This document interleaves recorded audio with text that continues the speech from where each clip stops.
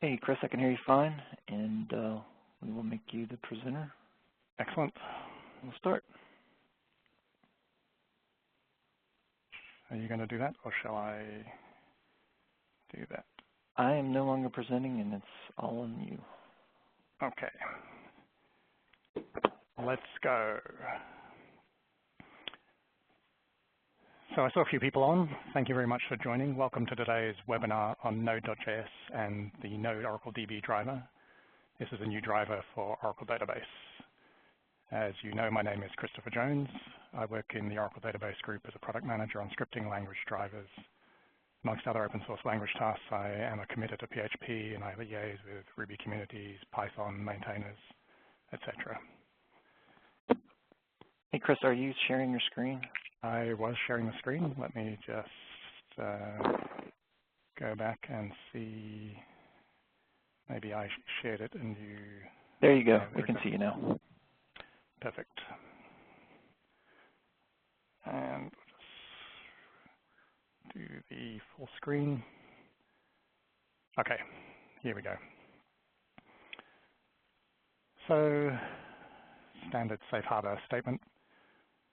We are an open source project, but still, things may change. So I'm going to divide the talk into two parts today, really just an introduction to Node.js, just a couple of quick slides, and then we're going to dive into the Node.js driver as it is currently and show you some of the building blocks that you can use to build fantastic applications. So Node.js is fundamentally an application server programmable in JavaScript. It allows network programming and server-side request response processing. It's built on the V8 engine, so it has a strong technical foundation and very high performance.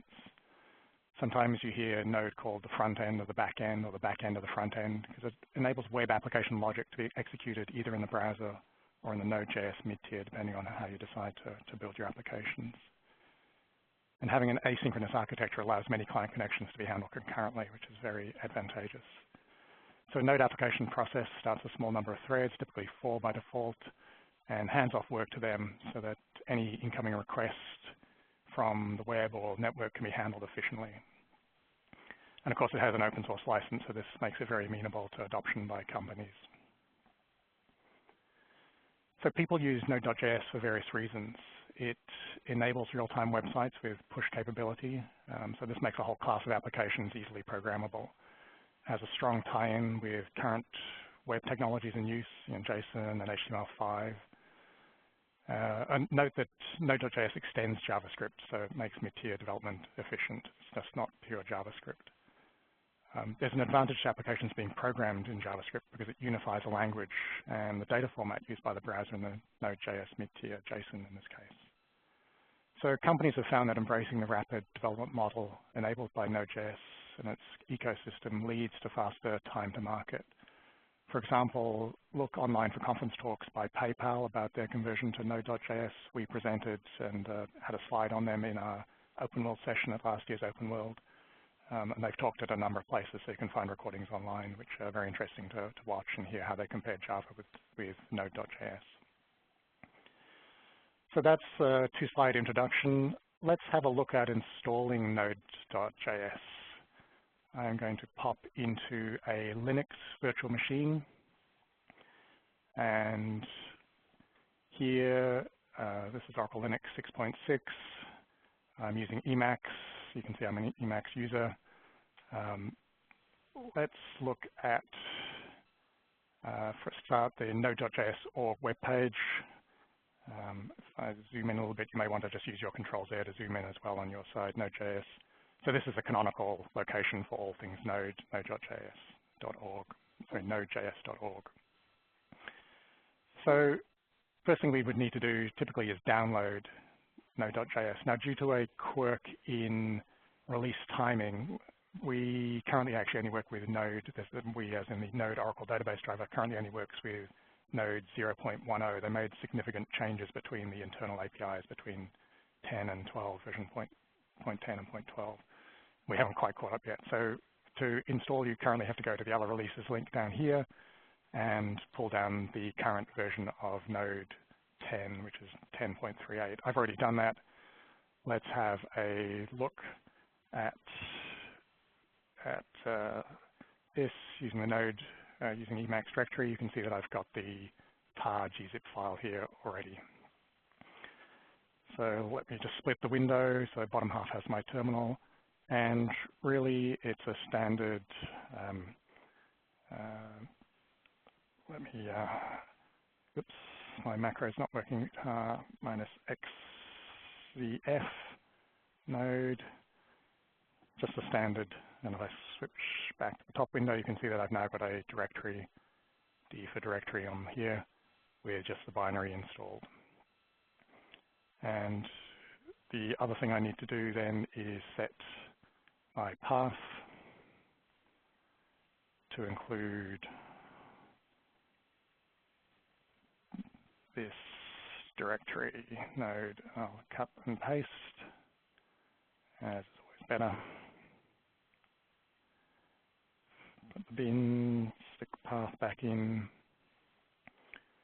and we should have node in the path. So we have a node binary, and this also comes with the package manager as well, npm. So that's the basic install, which I just did, obviously in my home directory here.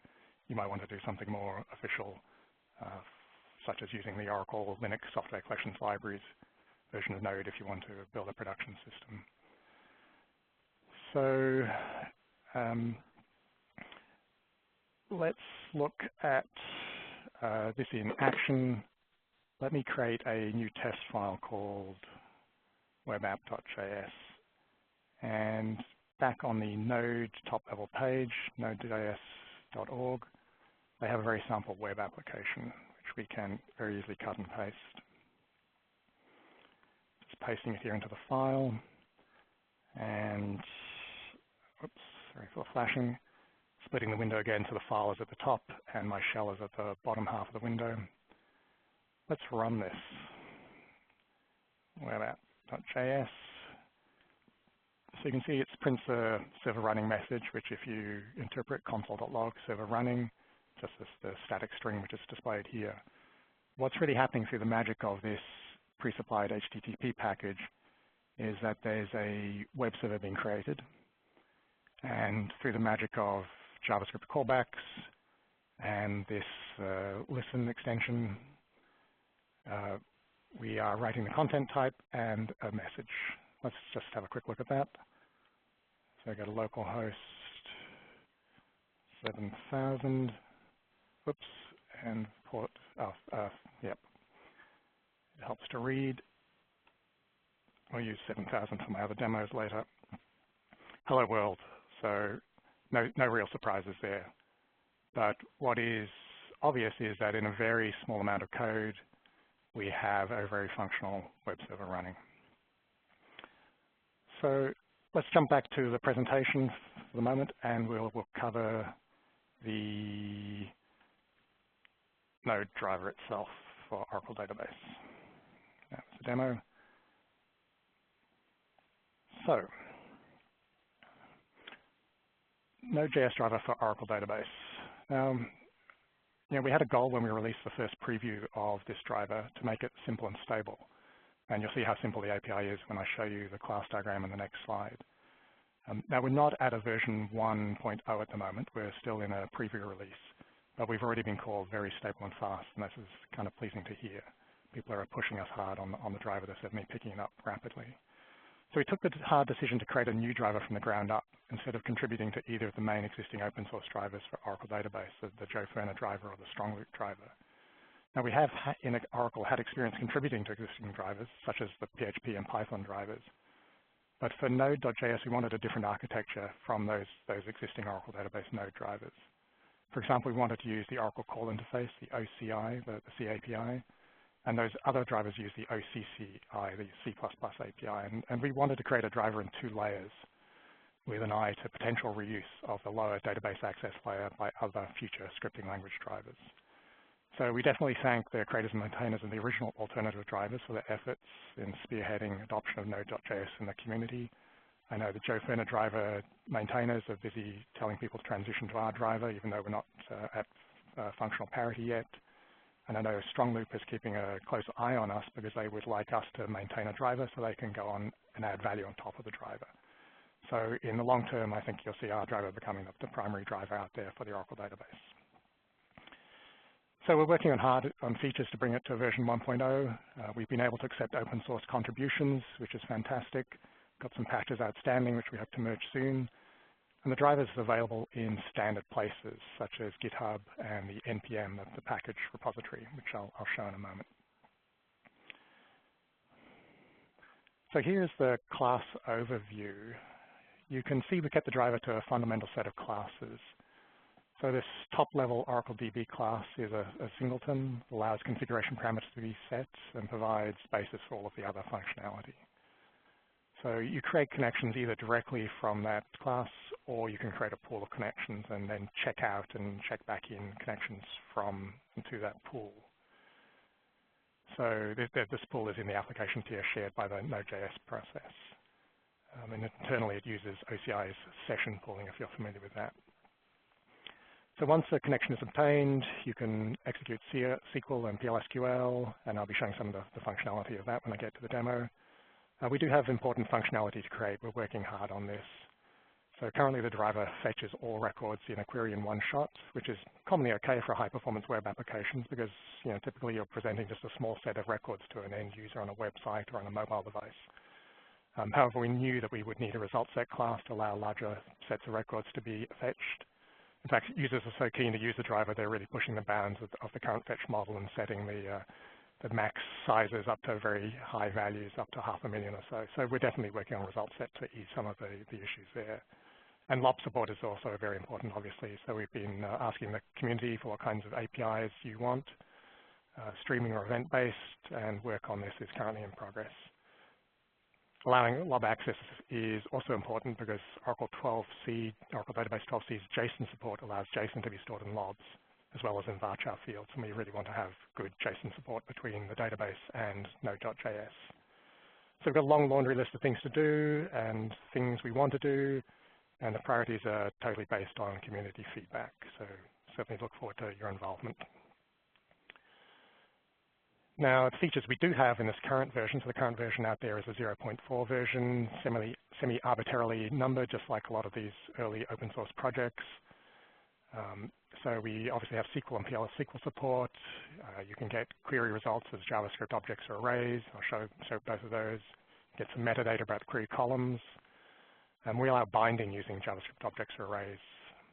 And we have conversion between JavaScript and Oracle types automatically, and we have transaction management support. So you have a couple of kinds of connection pooling, session pooling in the Node driver I mentioned earlier. So that's per process. And then we also have database resident connection pooling, which I'm going to show later. This is an important technology for applications which are running multi-process or across a number of mid-tier server machines, where the pool can't be shared across those machines, and we do the sharing in the database side itself. We allow external authentication, so which is a very useful way to protect passwords. And we also have metadata support for end-to-end tracing, so we can let DBAs pinpoint who is doing what in the database. These are commonly known as the DBMS application info settings. Client identifier attribute is one of those, so that can also be used to restrict access to data, for example, with virtual private databases, and this is pretty cool. So some of the great Oracle features like statement caching and query result caching are supported by the underlying Oracle client libraries. The driver itself is a thick client library. It requires the Oracle client libraries to be installed, and you can get those free in the Oracle Instant Client, or they might be there on the database if you've got the database on the same machine as Node-oracledb, or you can do the old school full client install, which involves running the Oracle installer. Functionally equivalent to using Instant Client, but much more complex. So Instant Client's an easy way to go, and I'll show you how easy it is to install on most platforms in a few minutes. But these underlying client libraries let us leverage a lot of the high-end Oracle functionality. So we get the fast application notification, one-time load balancing for rack, so that requests can be sent, database requests can be sent to the least loaded node on the rack system, transparent application failover. So that's enough slideware. I'm going to demonstrate some of these Node-oracledb features. Let's start with looking at some of the available resources. So This is the Node.js Developer Center, and there's a very convenient short link, which if you look on my blog post, I've got some links later, you'll be able to find this, and if you Google's pretty good on finding some of these websites, so you can find it there. But this has links to everything that we need to run the Node Oracle. It has, in particular, things like the resources for installing and viewing, links to the documentation, and links to other resources, my blog, my colleague Dan McGann's blog, and both of our Twitter handles here. Plus other useful resources. Certainly recommend using VirtualBox, and Oracle Linux is really easy to use. Makes all of this a breeze compared with, dare I say, Windows, where everything is difficult on Windows, if I can show my Linux bias for a minute. So let me zoom out at that again. And first thing we need to do is download the Oracle Instant Client. And let me just hop to my browser. In fact, let me go back to Linux itself, and I'll do this in Linux. There's the Node.js homepage, dev page we just looked at. So just popping into a super user shell here in the top window, I have downloaded from, and I should show you this, from the Instant Client page, the 2 packages. So we have a number of packages here which are available in zip files, and on Linux they're available in RPM format.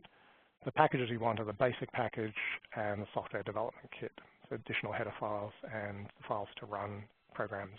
Node.js driver, Node-oracledb driver is an OCI program. So all of these instructions are in the install information label here on GitHub, which I should have shown you a few minutes ago. This is GitHub where all of our open source code is available. Oh, and there you can see the short link to the home page on OTN. But the install has a lot of this good oil.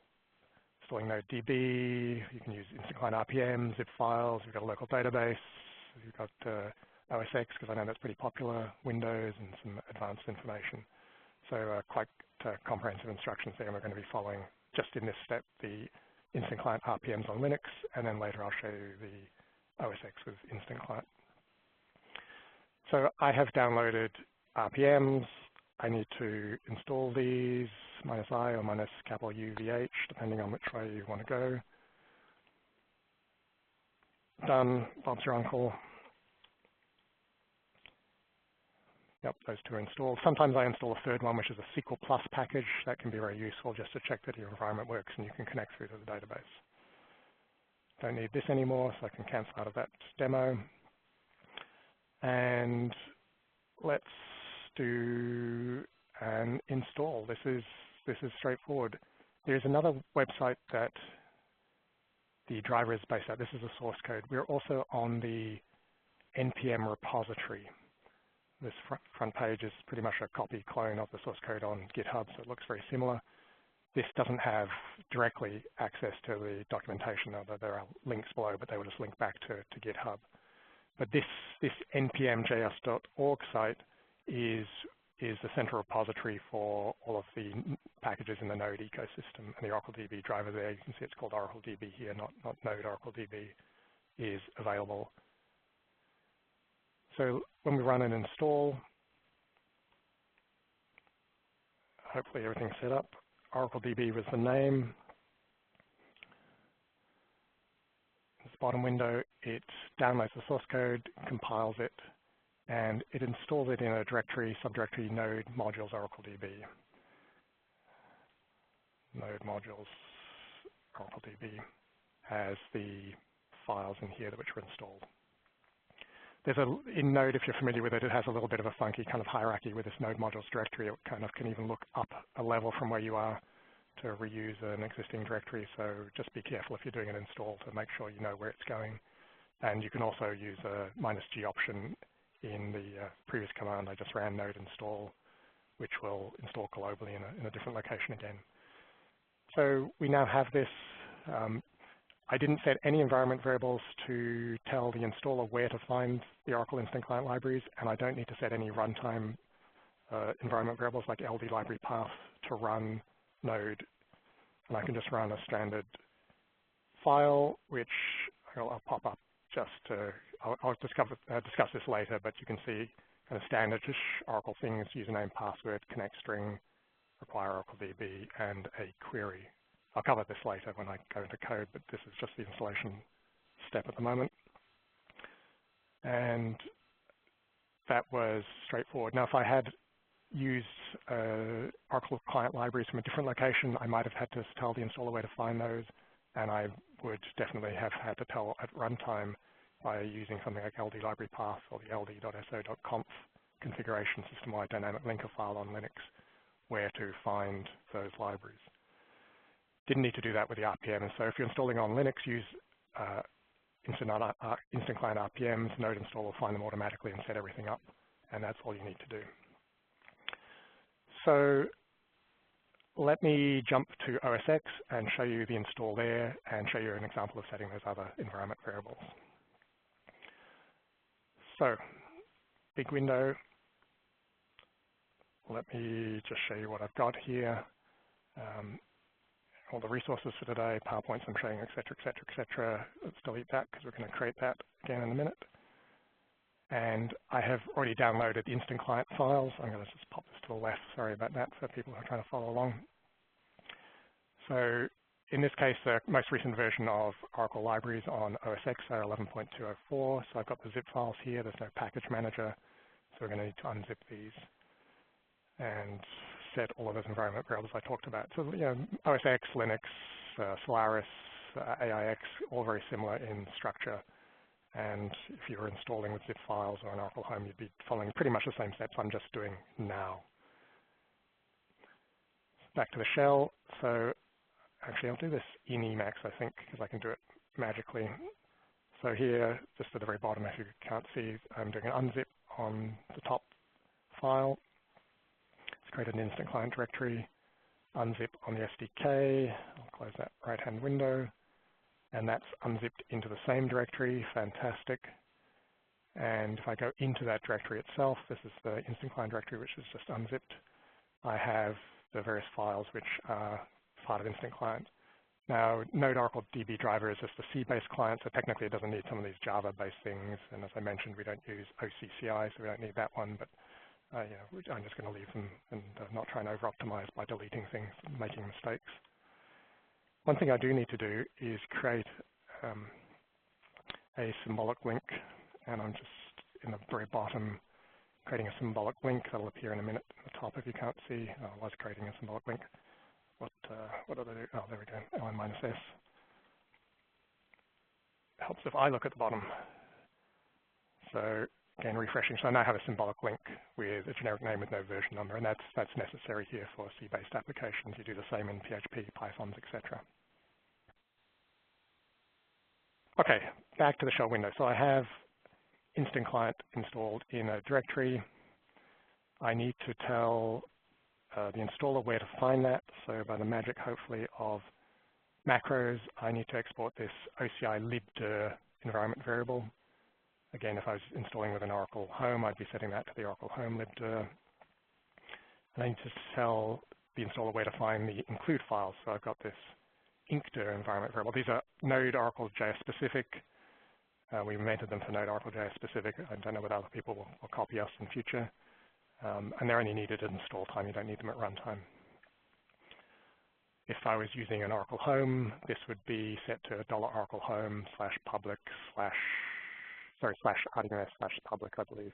Again, that's in the Node oracledb driver instructions. So then I can run my standard install command again. If you're behind a firewall, you probably need to set an HTTP proxy. I have one set here. I'm behind a firewall. And just as you saw on Linux, it downloads and runs. Now, the next step here on non-RPM builds, so anything which is not using an RPM, is I need to set some kind of path.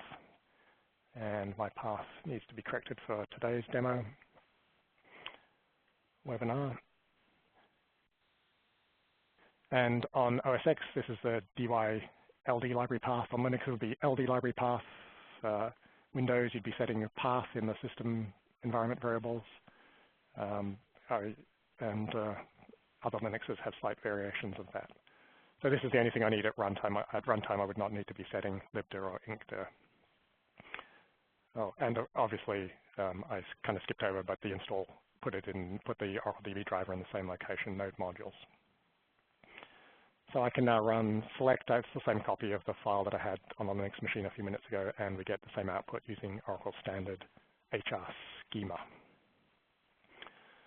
So that's what I have for install. Again, refer to install instructions. Windows is a little trickier because you need to have compilers and things installed. So bear with us as we work through all the various variations of compilers and Windows versions, et cetera, A lot of people do have it installed, but I know a number of people who are new to Windows development, asking questions about how to do it. Please continue to ask questions and just bear with us as we try and help you. So let's look at this file. Let's look at select. So this is the basic query that I showed before. Username connect string.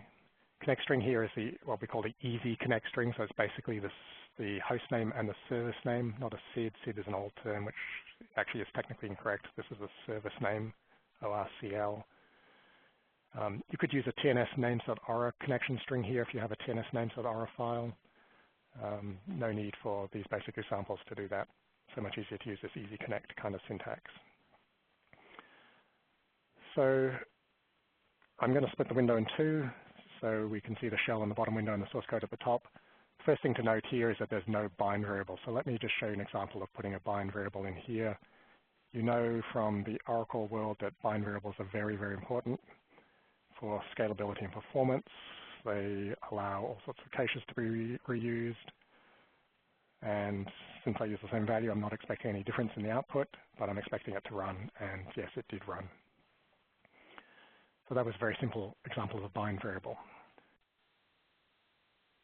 I'm going to cover more bind variables later when I talk about some PL/SQL interaction. So what else do I want to show you about this? So this dumped out all of the rows from this query. The select query had all rows returned. Now that's kind of okay, but how does it know how to size buffers and et cetera, et cetera, et cetera? So we have a top-level property called max rows with a default. And under the stress of the moment, I forget whether that default is 200 or 100, but it's what it is. And if you want more, then you need to set it. And I've just artificially decreased it to 4. So this time when I run it, we're going to get 4 rows back. This is where I mentioned that we're working on introducing a result set so that you wouldn't need to be under an artificial limitation like this. But for the moment, this is the way it is in 0.4 of the Node Oracle database driver. This top-level property can also be set at execute time if you want to set it here as an extra option, extra parameter to the execute callback. Actually, let me just change it. May as well go smaller. We're going to get 2 rows back. Yes, so we had 2 rows here just on the same line, Singapore and London, down the bottom. And back up to the top window, Node people will be very familiar with this callback methodology. Other people may not be so familiar. So inside getConnection, we pass 2 parameters. The first parameter is just the attribute block for the connections, information connection credentials. And the second parameter to getConnection is a function, which is a callback. And so this will be called back for the connection. And if there's an error, then the error parameter will be set, and we can display that error and return.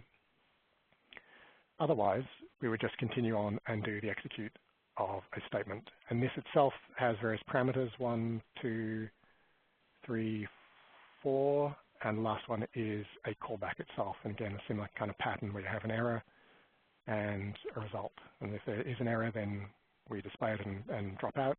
Otherwise, we actually print the rows. If you are using one of these options like max rows, and there are other options, and you don't have any bind variables, you will still need to pass an empty bind variable parameter.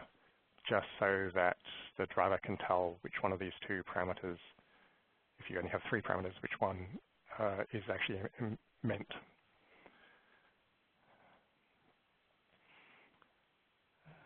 Let me not show you the error. It's not a very understandable error if you do miss that, but you'll see what's going on. What else do I want to show? Metadata. Okay, so if I show you, here we're printing the the rows attribute of the result parameter. Let me just print the whole parameter itself. I'm going to run the query again in the bottom window, and we can see that we had actually more inside this object. We actually had more attributes. Rows attribute we printed. We have out binds and rows affected, so we didn't have any output binds here, so this is undefined. Rows affected, if we were doing an insert, update, etc., we would have the number of rows. I'll show that later. But for queries, we have metadata, and at the moment, the metadata just consists of the column names. So popping right up, very back to the top line, you can see the query was select city, postal code, and then back down to this bottom line again. We have those names available to us if we wanted to use those names for output or identification of column data.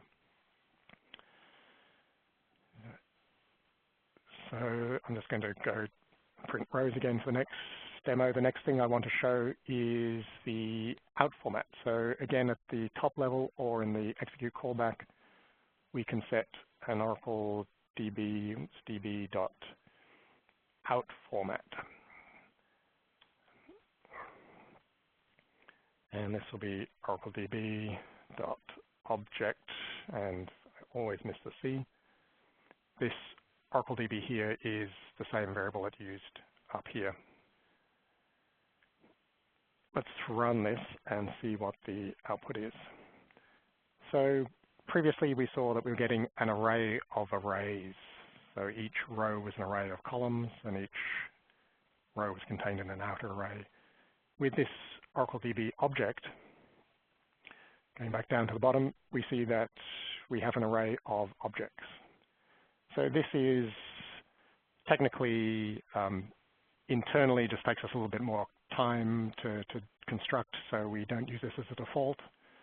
And we do recommend you use the array model wherever possible, just for absolute performance. But obviously, if this object output suits your purposes, then go ahead and use it by all means. It's not significantly different.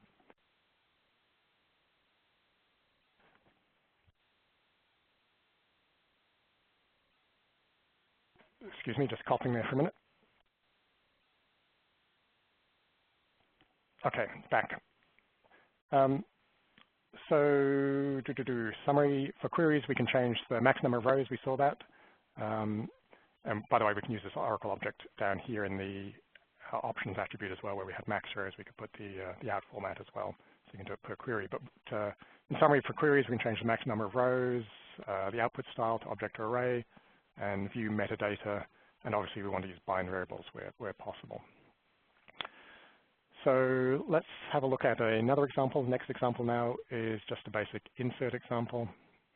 Pop that up into the top window. And same structure as before. The only real difference is that we're now doing an insert, and we have more than one bind. So this is an array of binds where, if you look here in the ID and the V, we just go in order. So 1 will be mapped to the ID for the bind. Hello will be mapped to the value for this, the V bind variable for this insert statement. I'm going to be swapping around a little bit between terminal windows, so just bear with me as I jump backwards and forwards. If I run node insert, nothing happens because I don't have any console output here except in the error cases. Let's look at in SQL+, and I'm just going to pop into a whole other terminal window and run my magic alias, which starts SQL+ with my username and password. Select start from test. Nothing was inserted. And that is because by default, there's a rollback at the end of the script or when the connection gets released. That makes everything consistent. If there's a problem, then it just rolls back. So we need to commit somehow. So we can either explicitly commit, and we can do a commit here in the callback. So this is the callback which is going to be executed when the insert happens. And I have, by the magic of cut and paste, and let me just recenter that screen again so you can, recenter the screen again so you can kind of see what I did. And reformat. It's an empty callback.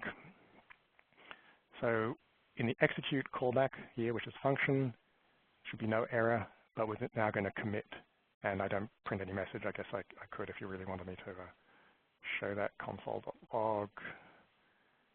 Done. And I'm going to swap here to my Node window at the very bottom, Node shell.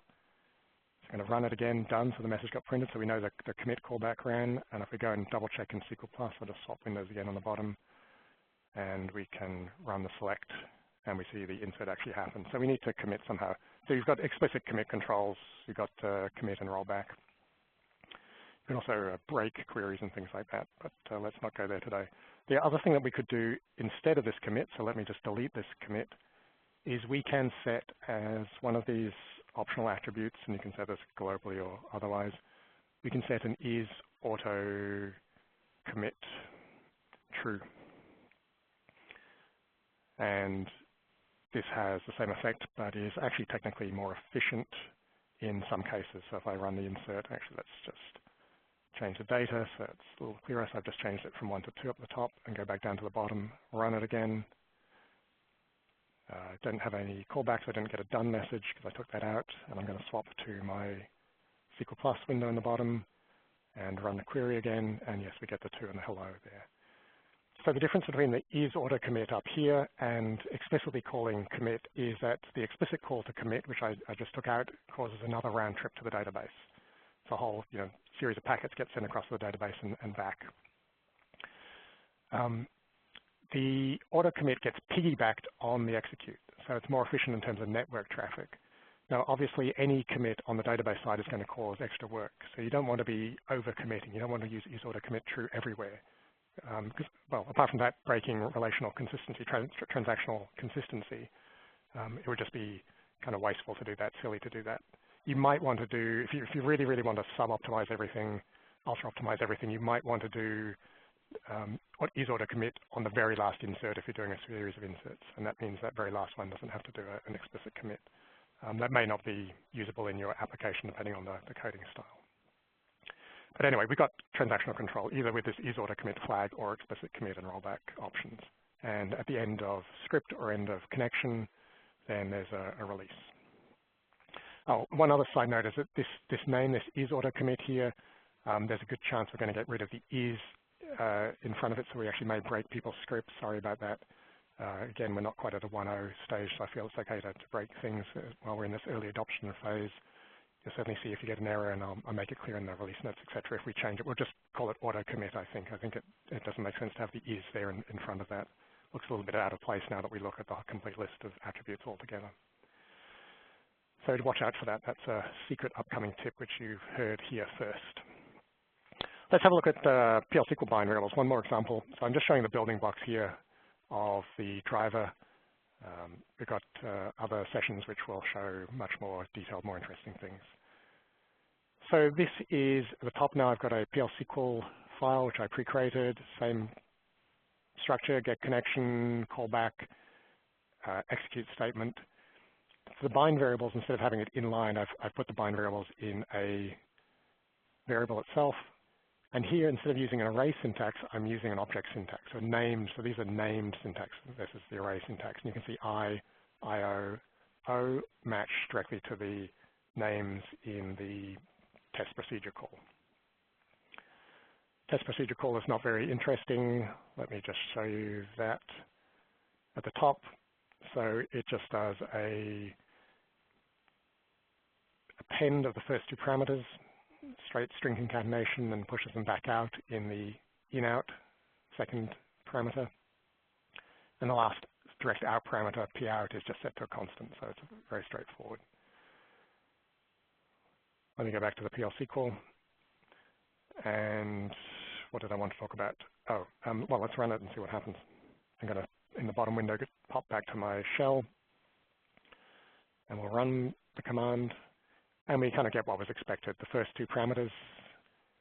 And I'm looking up at the top, Chris and Jones are concatenated, if you look down at the bottom, into IO Chris Jones. and the output variable is 101. Let me actually just, for the sake of show you what happens if I set bind vars equals to an array of values.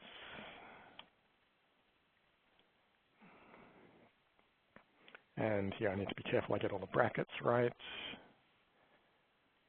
So names, we don't have, sorry, it's an array, so we don't have names. The subtypes are still that. I guess just for sake of reading, I'll just comment all of that out.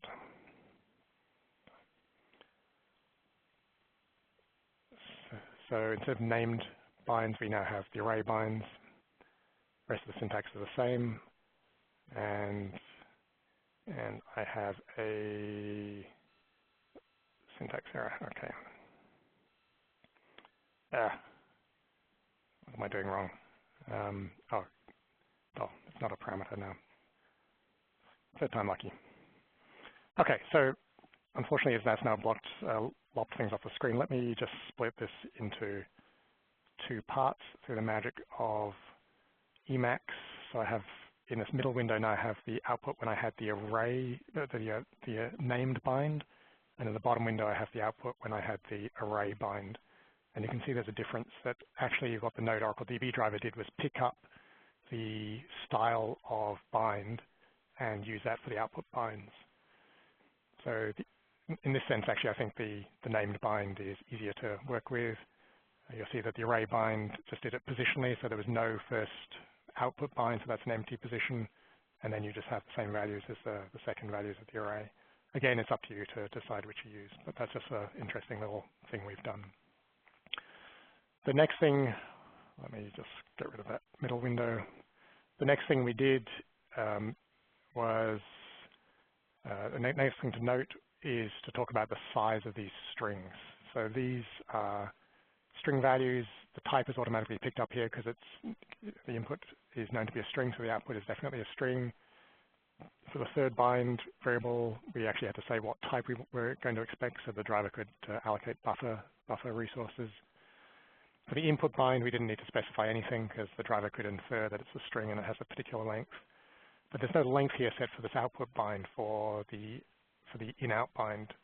And there is a default, that is 200. So the maximum string size for an output string would be 200.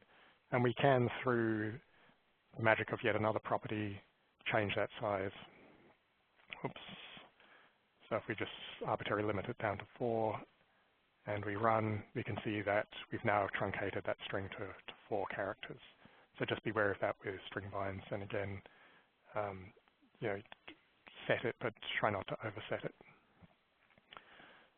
And the reason obviously being, waste of resources. If you increase the size, then buffers in all sorts of layers of Oracle database will be set to that particular size and be transferred around. Let's look at the next demo, which is going to be connection handling. So currently everything has done connections directly off the OracleDB object, get connection. Next app I'm going to show, webapp.js, uses create pool here in the top window. So this actually, by the way, extends that very first example that I showed you with an HTTP server. It's a little bit more detailed. We're going to print output, etc., query the database. So I can show you this running. Webapp.js, it's going to start a server. There's a 7000 that I tried to use earlier. And if I do a localhost 7000 with, and I happen to know that I need to, sorry about the font, that I need to put the 30 on the end there, and I'm getting employees in department 30. Let me just play with the zooming a bit, and I'll zoom in, just make that a little bit easier just in case you want to play along at home. So what happened here in the code? Let me just jump up to the code and expand that window. And I'm going to get rid of that. Go ahead and clean up from earlier. This is creating a pool, so we still need connection details and credentials. We have here, for the sake of purposes, just to show as an example, we can resize the maximum and minimum sizes of the pool and the increments and the timeout. So this is the maximum size that the session pool in the process will ever increase. 44 is pretty big, considering you've only got 4 threads there by default in that node process. Pool minimum, so it's always going to start with two available connections to the database, 2 available sessions technically. Increment, every time, if there are 2 already in use, then we're going to increment, so we'll create a third. So we're going to increment just by one connection, 1 session at a time. And the timeout, if the session hasn't been used for a while, we're going to expire that and reuse, make the resources available for reuse. So once we have a callback, then we can create a server. We can start doing things, and I'm not going to go into the magic here of Node in particular. We're basically getting the dep ID as a parameter for the URL parameter, the department ID. And the important thing here is that we're getting a connection from the pool. So pool.getConnection pool, if you look a little further up, was the parameter for the callback. So this is the Oracle pool. And we're getting a connection. This is what we call checking out a connection from the pool, because it exists in the pool. We're just using it for a while, not creating it. And then we execute a statement. Binds, we've seen all of that stuff before. Here we print those results, as you saw on the table. So I'm not going to go into the function. It's lower in the file. It's not particularly interesting. It's HTML.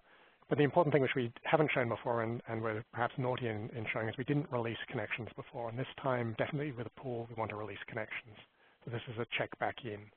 So up above, we have the get connection. Down below, we have the release. So these are the opposite pairs. And that's pretty important to release the resources back to the pool for reuse. Otherwise, you're going to get resource contention and starvation.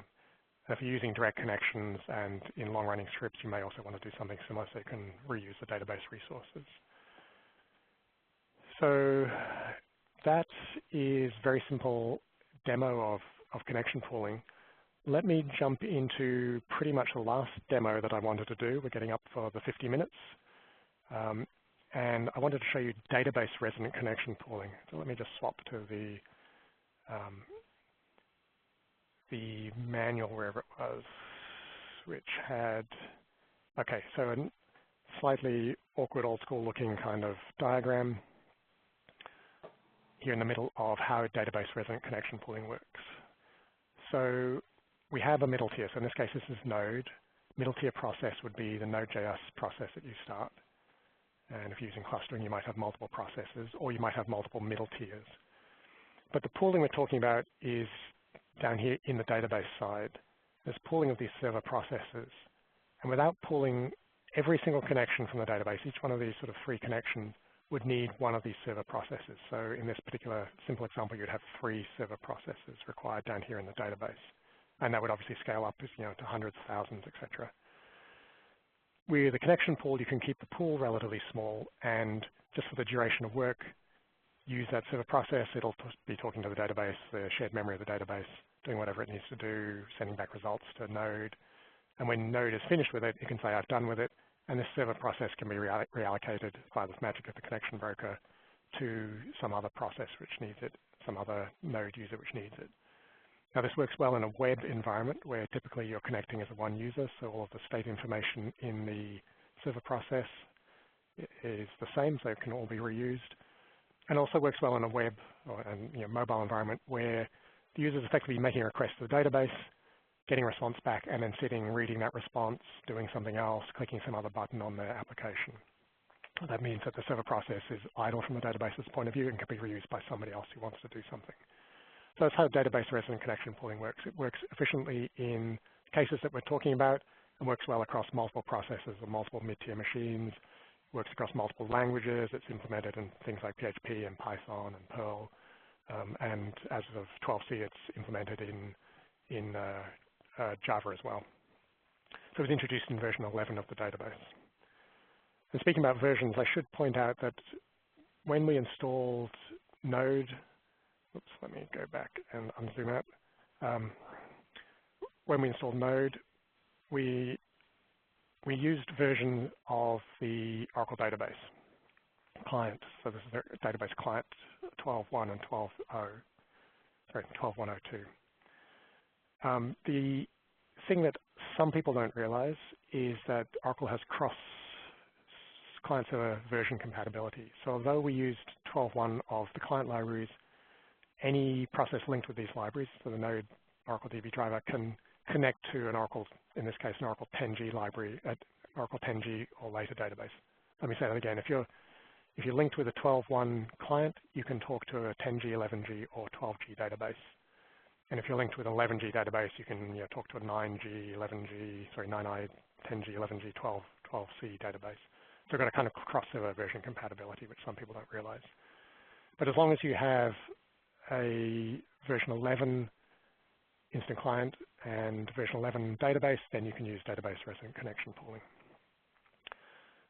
So back to this application, let's have a look at how we would do database resident connection pooling. In fact, the first thing we need to do is not in the database. We need to do this in SQL+. We need to start the pool. So I'm going to pop back to SQL+ and exit out of me. That was me logged in as me. And by the magic of macros again, I'm going to connect as sysuser.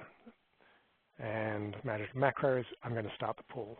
So the DBMS connection pool is a pre-supplied package for database resident connection pooling. There's some methods: start pool, stop pool, restore defaults. Pool has been started, and if the database shuts down and restarts, then the pool will automatically be restarted from now on. There are a number of views that we can look at. DBA cpool info, that scrolls right off the screen for everyone. So it tells me we have a connection pool. In fact, there is only one connection pool in all these current versions. It's on, so it's enabled because I did the start. It has certain sizes, so again, it's a pool, so starts with a certain size and has a maximum size number of those server processes. If all of the currently available processes are in use, when we need to create one, we actually create two just in case, because we think there might be increased demand. And we have other timeouts and things which I'm not going to go into this session. We have some white papers, and there are links in the Node-Oracle documentation to get to those. Anyway, pool is started. That's all we need to do from the database side. Back in the application, we need to tell the database that we want to connect to a pooled server. So you can have pooled servers and non-pooled servers in operation at the same time on the database, and your application can decide effectively at runtime, because you could put an if statement here, which one they wanted to use. If they're going to hold onto a connection for a very long time, probably wouldn't want to use a pooled server, probably want to use a dedicated server, which is the examples we've been using previously. The other thing we need to do is we need to set a connection class. And this is a semi-arbitrary string value. And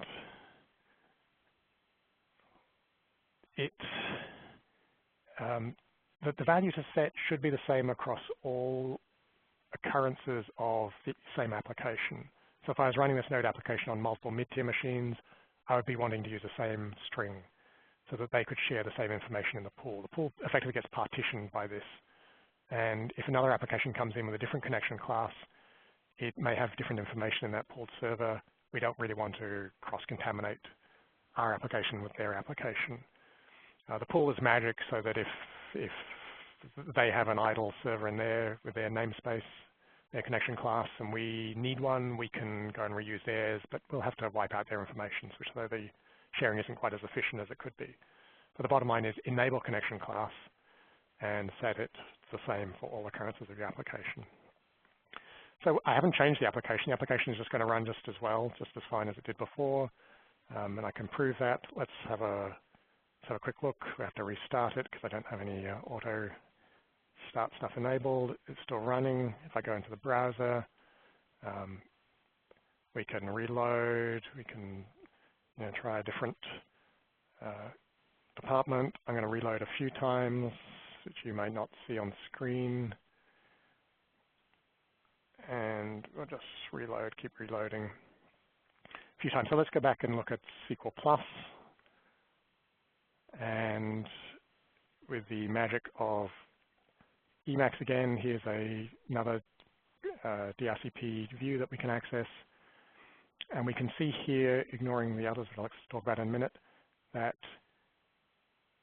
class name demo, so cj.demo. So my username that I was using for the application and demo were appended. and I made 8 requests. I reloaded that page 8 requests. First time I loaded that page, there wasn't a pulled server available with my information in it, so we had one miss, so we had to create our session information, effectively do a connection. And then after that, we were able to reuse that pulled server. So we had 7 hits of that pulled server. And that's where the scaling magic comes in, that every time you effectively reuse a pulled server, you don't have to recreate the server process. So, so every time request comes in and can reuse a server process, you don't have to start a whole process up from scratch. We don't have to allocate memory. We don't have to do authentication, et cetera, et cetera, et cetera. So the pool is magic in that sense. So just to swap back to explain what was going on with these other things, these are examples of internally generated names. And you would see these if you did not set a connection class. And you can see that I was obviously playing around earlier and had not set a connection name when I was testing things. So these are automatically generated hash values. And when this happens, you generally don't end up with very good reuse. Obviously, one process was able to reuse. But when that process stopped and restarted, then it probably got a new hash value, and therefore we didn't actually have very efficient scaling going on.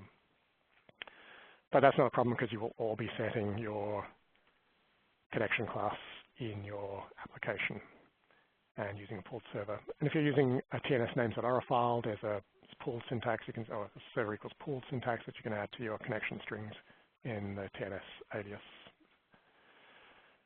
So we're kind of getting up to the hour, so that's it. Let me do a very quick wrap up. I'll just switch back to the slides. This is it. This is the last slide, so we'll be ready to go in a few minutes. What did we see? We saw a brief introduction to Node.js and how to install it. Certainly a great environment for developing high-performance applications. So then I showed some of the basic features of the new open source Node-Oracle driver that we maintain. It's under active development. It's at a 0.4 release at the moment. We're planning to get it to a version 1.0 state soon. But your comments and suggestions about the design are welcome. Come along to the GitHub page that I showed briefly. Open an issue there. They use it in GitHub terminology. You open an issue for everything, so it's just a great place to discuss things. And the next set of features that we're working on include, so this is a kind of pre-announcement, although most people know where we're heading. We're looking at supporting the DML returning into the return into clause of DML statements. There's some interesting design issues about keeping the design simple but powerful enough to cope with arrays that can be returned, because not many people know that return into can return arrays. And we also want the bind syntax that we introduced to be consistent with future use of PL SQL outbind arrays. So somehow we need to mix all of these things together. So ongoing discussions about that. In fact, I was supposed to be in a design meeting right now when I'm recording this, but this had to be postponed for a bit so that I can attend to fine-tune the design on that. Another feature we're working on is result sets. I mentioned that a couple of times. So work is ongoing there. And the other big current task is the LOP support. And then beyond that, there are lots of other things we need to tidy up as well. So earlier I mentioned that you can only install Node-oracledb with Node.js 0.10. There is a GitHub pull request open that allows support for working with Node.12. And this is a pull request from a contributor. Thanks very much to Richard Natal here, who's submitted this. As I say, we're busy working on the other project, so we haven't picked this up yet. So if you do want to run with Node.js 0.12, or you want to run with IO.js, which is a fork of Node, which I haven't polluted the waters with talking about, polluted just in the sense of distracted you, but it's certainly a very interesting fork, and a lot of people are using that. But if you want to use Node 12 or IO.js, you would need this patch at the moment, and hopefully we'll get this merged soon, so you won't need to worry about it manually.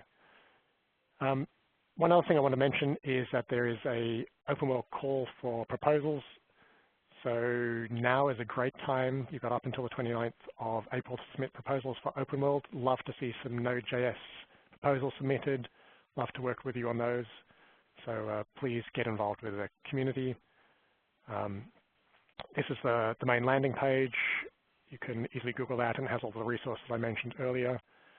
So my name is Christopher Jones. We're just at the hour. You've been watching a webinar that is part of the Oracle Database Development Web Series focused on database application development technologies.